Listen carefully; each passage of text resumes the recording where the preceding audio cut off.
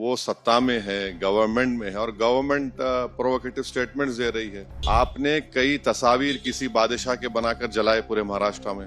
आपने क्या किया कि कुरान की जो आयतें हैं, जो वर्सेस हैं कुरान के, जो एक कपड़े पर लिखी जाती हैं, उसको आपने जलाया। भाई मुझे किसी चीज कोई चीज पसंद नहीं है, आपको कोई चीज पसंद नहीं है, तो कोई भी अपनी नापसंद का इजहार कानून को हाथ में ले करेगा क्या? वायलेंस हुआ है, हमारे केंद्र मंत्री के घर के करीब है पूरा, ये बड़ी गलत बात हो रही है। पिछले चंद हफ्तों से जो स्टेटमेंट्स महाराष्ट्र के सरकार के मिनिस्टर्स और चीफ मिनिस्टर तरफ से आ रहे हैं, उसको देखने की जरूरत है। और सबसे बड़ा प्रोवोकेशन तो वो सत्ता में है, गवर्नमेंट में है और गवर्नमेंट प्रोवोकेटिव स्टेटमेंट्स दे रही है।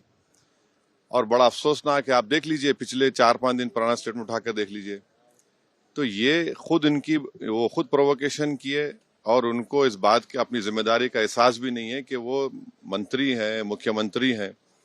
और दूसरी बात यह है कि आपने कई तस्वीर किसी बादशाह के बनाकर जलाए पूरे महाराष्ट्र में, कोई रिएक्शन नहीं हुआ, तो आपको तकलीफ हो गई। तो आपने क्या किया कि कुरान की जो आयतें हैं, जो वर्सेस हैं कुरान के, जो एक कपड़े पर लिखी जाती हैं, उसको आपने जलाया। और जब ये हरकत हो रही थी तो उसी वक्त जाकर मुकामी वहां के जो मुसलमान और हिंदू लोग थे, जाकर कंप्लेन किए डीसीपी को कि इसको रुकवाइए। देखिए ये जो कपड़ा है जिसपे कुरान करीम के आयतें लिखी हैं, वर्सेस लिखी है, मत करिए। जलाया गया, एक्शन नहीं लिए। उसके बाद शाम में ये सब चीजें हुई। मैं उसका कंडेम करता हूँ वायलेंस का, मगर इसको टोटल देखिए आप कि जो स्टेटमेंट्स एमिनेट हुए हैं, जो स्टेटमेंट दिए गए हैं मिनिस्टर्स की तरफ से, अभी भी दिए जा रहे हैं, भाई आप रूल ऑफ लॉ को फॉलो करिए ना। आप तो भारत के संविधान पर आपने ओथ लिया है, तो आप कैसे प्रोवोकेटिव स्टेटमेंट्स क्यों दे रहे हैं आप?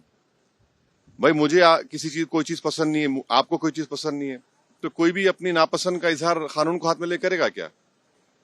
ये देखने की जरूरत है। तो ये बहुत गलत हो रहा है, सरकार की जिम्मेदारी है, ये सरकार की गलती है, इंटेलिजेंस की फेलियर है। उस जगह जहां से महाराष्ट्र के मुख्यमंत्री आते हैं, और ये जो वायलेंस हुआ है, हमारे केंद्र मंत्री के घर के करीब है पूरा, ये बड़ी गलत बात हो रही है। आप सत्ता में हैं, आपके जो आइडियोलॉजी है उसको बाजू रखिए। आपकी आइडियोलॉजी होने चाहिए भारत का कॉन्स्टिट्यूशन और रूल ऑफ लॉ को अपहोल्ड करना।